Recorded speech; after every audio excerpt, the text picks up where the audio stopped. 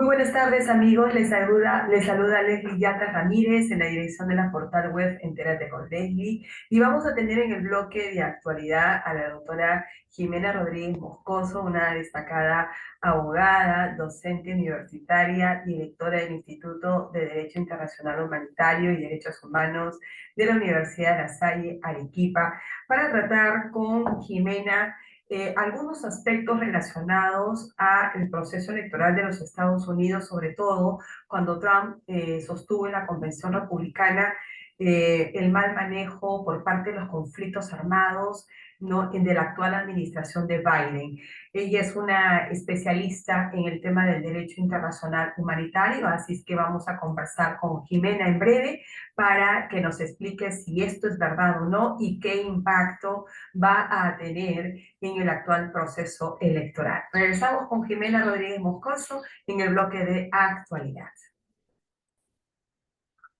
Bien, amigos, estamos entonces en el bloque de actualidad y enlazados vía Zoom con la doctora Jimena Rodríguez Moscoso, una experta en el derecho internacional humanitario y derechos humanos, además directora del Instituto de Derecho Internacional Humanitario y Derechos Humanos de la Universidad de La Salle, Arequipa. Muy buenas tardes, Jimena. Muchísimas gracias por este enlace con nuestra plataforma.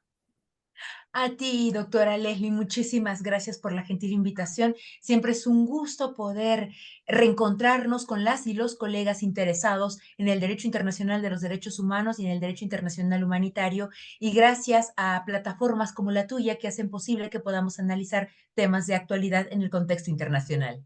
En ese sentido, muchísimas gracias, Jimena. Acaba de concluir la convención republicana. Trump ha hecho unos anuncios bastante preocupantes, pero también deja digamos, entrever de que la administración de Biden ha manejado inadecuadamente los conflictos armados de Rusia-Ucrania, Israel versus Hamas y las consecuencias del contraataque, donde la población palestina es la que ha sido más afectada.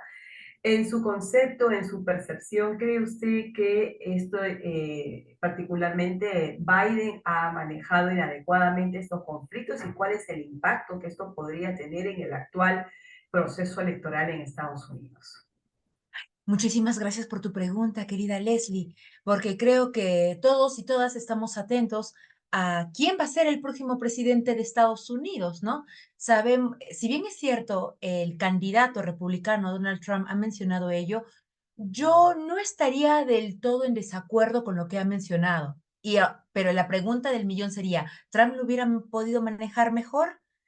Ya con los antecedentes que tenemos en relación a específicamente al derecho internacional de los derechos humanos, en donde ya se han dado pactos internacionales, por ejemplo, para la migración segura, en donde ya tribunales internacionales como la Corte Interamericana de Derechos Humanos en casos, por ejemplo, contra la República Dominicana o contra Haití, ya ha hablado sobre que los estados somos libres e independientes de tomar las medidas migratorias siempre que sean objetivas, sean en buena cuenta responsables.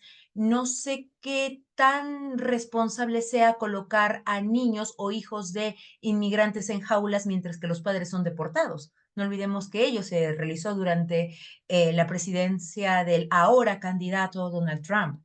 Y bueno, como le comentaba, no sé qué tan bien lo hubiera manejado él. En el caso de Biden, yo considero que sí se han permitido más que por hacer, por no hacer.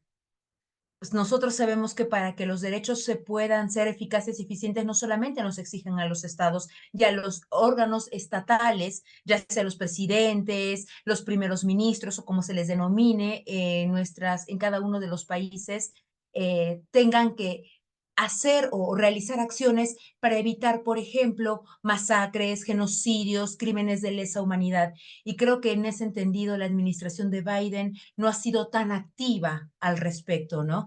Y teniendo en consideración que Estados Unidos, como es de público conocimiento, es parte del Consejo de Seguridad de Naciones Unidas y tres veces además es un miembro permanente y tiene el derecho a veto. Entonces pudo, yo creo que haber evitado un si me permites denominarlo ya, genocidio de la población palestina en el área en el que se vienen desarrollando estos sucesos, ¿no? Lo mismo también para Rusia, en el contexto de Rusia y Ucrania. Mire, esto qué interesante la perspectiva que nos plantea, porque justamente eso me va a permitir poder enlazar algunas otras reflexiones contigo.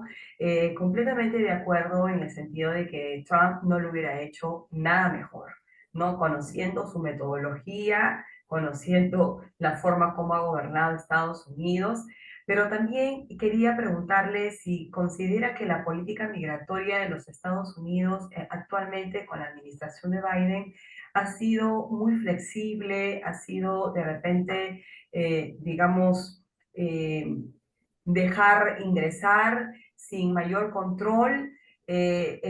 Lo que ha sucedido también contra el candidato presidencial Trump también deja un motivo de preocupación en la población estadounidense, que si bien es cierto al principio probablemente no fue una reacción de asombro, porque conversando con Delia Muñoz en horas de la mañana, reflexionaba y transmitía un testimonio vivencial, ¿no? Porque esto respecto del tema que se pensó que esto podría haber sido una estrategia política. Sin embargo, cuando ya fue un hecho serio, responsable, investigado, entonces esto ya preocupa a la población que se esté atentando contra un candidato presidencial. Ahora es Trump, mañana más tarde será otro candidato. Y aprovechó esta situación Donald Trump para decir que esto es debido a un flujo migratorio que ha habido en aumento en Estados Unidos. Entonces ahora esto es peligrosísimo porque van a empezar a responsabilizar a la población migrante que está en Estados Unidos respecto del tema de seguridad interna que pasa en los Estados Unidos. Y en ese sentido, doctora Rodríguez Moscoso, ¿cómo quedan los derechos humanos de la población migrante? Muy amable, mi querida Leslie, súper interesante porque sí tuve la oportunidad de ir revisando algunos papers, algunos diarios que vienen desde el propio Estados Unidos. Y yo me atrevería a decir que podremos estar cayendo en lo que se denomina en la doctrina de los derechos humanos como la alterofobia. Lo malo está en el otro, no en lo mío. Y yo siempre me he preguntado, ¿no? Quiere decir que antes de que llegaran los migrantes a nivel general, a un país, ya sea Estados Unidos, sea España, sea Canadá u otros países que conformamos el globo terráqueo, no existía delincuencia, no hubieron atentados. En todo caso, si no fue así, ¿qué le pasó al presidente Kennedy en su momento, no? Ahora que dicen, no, no, la culpa es de los migrantes. Y acá, y muchísimas gracias por tu acertada pregunta, querida Leslie, porque recuerdo mucho lo que nos dice esta gran filósofa española Adela Cortina, ¿no? No solamente hay alterofobia, ahora hay la aporofobia o la fobia al pobre.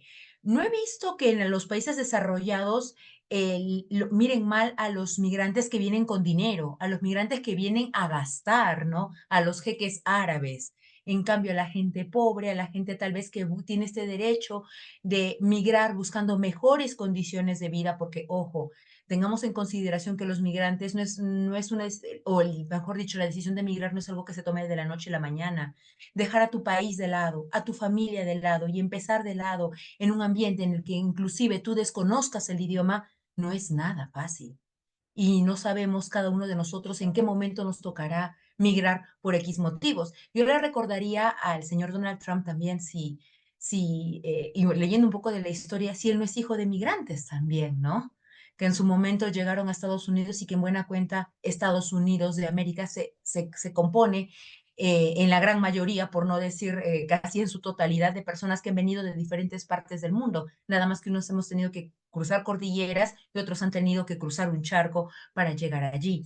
En ese estadio yo le recordaría que si bien es cierto Estados Unidos no ha ratificado el Pacto Mundial sobre la Migración, pero tenemos a una agencia de Naciones Unidas como la Organización Internacional para la Migración que está haciendo un llamado de conciencia a todos los estados, recordándonos que tenemos que tener una política de puertas abiertas. listo, y que en buena cuenta esas políticas de puertas abiertas tienen que velar para que los migrantes puedan adaptarse, para que no haya no solamente sociedades multiculturales en donde rige el yo te soporto, pero no hay integración, sino que podamos aspirar a una tolerancia positiva, como bien decía Jean Thibault, ¿no?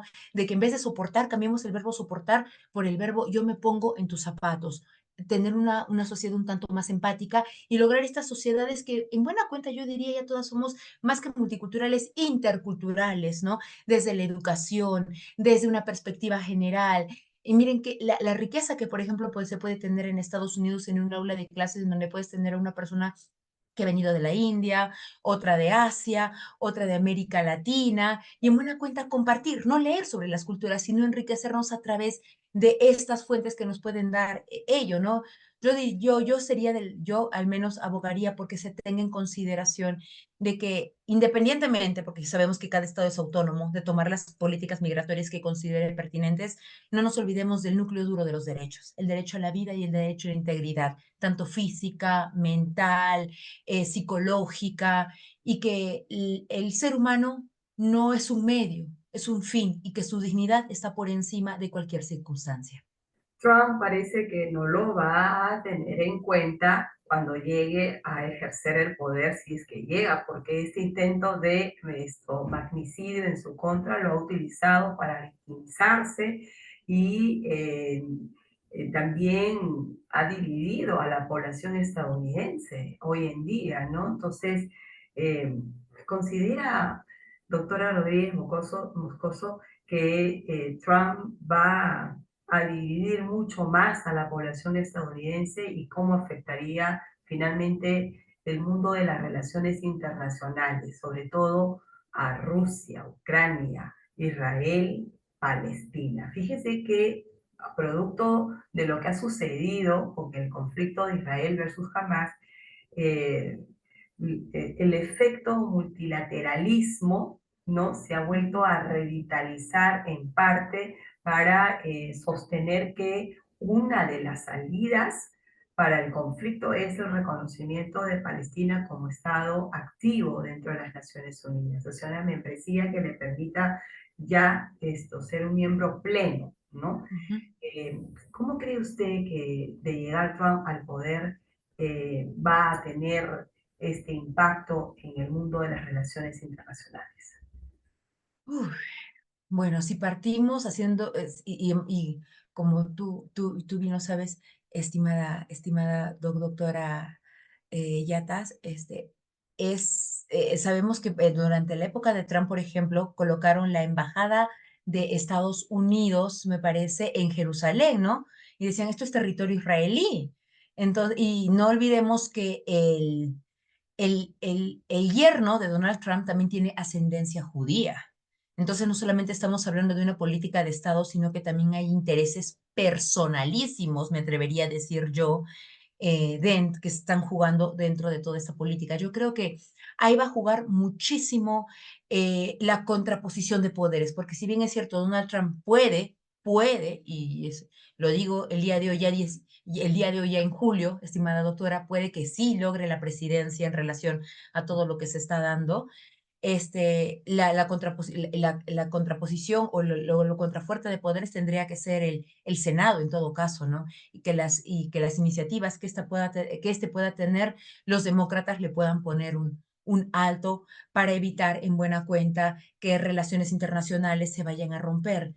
Y la pregunta que nos hacemos ahora es, si nosotros hemos estudiado historia y veíamos las atrocidades que en su momento se dieron, últimamente pues con la Segunda Guerra Mundial, ya el siglo pasado, ahora en pleno siglo XXI, con el acceso a las tecnologías de la información, con la aspiración a la universalización de los derechos humanos, ¿por qué continuamos con los mismos problemas? ¿Por qué no reconocemos que las personas son un fin supremo y que no se les debe violentar? ¿Por qué no reconocemos de que el hecho de que yo vaya a bombardear a un objetivo que no sea militar está yendo más allá de mis facultades y en todo caso, si lo hago, recibir la sanción correspondiente, ¿no? Yo abogo muchísimo porque si bien es cierto, sabemos que para que a un Estado se le puedan aplicar normas internacionales como puede ser el Estatuto de Roma, que estas ya no tengan que ser ratificadas, simplemente que se haya violentado algún, como ya se viene haciendo, algún nacional de los países que hemos ratificado el Estatuto de Roma, para que se pueda llevar a personas de manera independiente ante este tribunal internacional. Creo que ya se ha abierto una puerta para ello, por ejemplo, con lo que hizo, con lo que se hizo con Muammar al-Gaddafi, y creo que si Donald Trump, en vez de no tener una política moderada, de no escuchar a sus asesores y seguir un instinto, digamos, un tanto ya fuera de este tiempo, podría ser, ¿por qué no?, un candidato para que más adelante se le lleve por crímenes de lesa humanidad cometidos dentro de territorios que sí han ratificado el Estatuto de Roma. Muchísimas gracias, doctora Jimena, por sus reflexiones y sus interesantes percepciones respecto al impacto que está teniendo lo dicho, lo señalado por Trump, no en la Convención Republicana, que afecta directamente a temas de derecho internacional humanitario, derechos humanos, que parece importarle muy poco al candidato, pero realmente es la población estadounidense la que finalmente tomará la decisión a qué candidato pone, ¿no?, en el ejercicio del poder de ese país.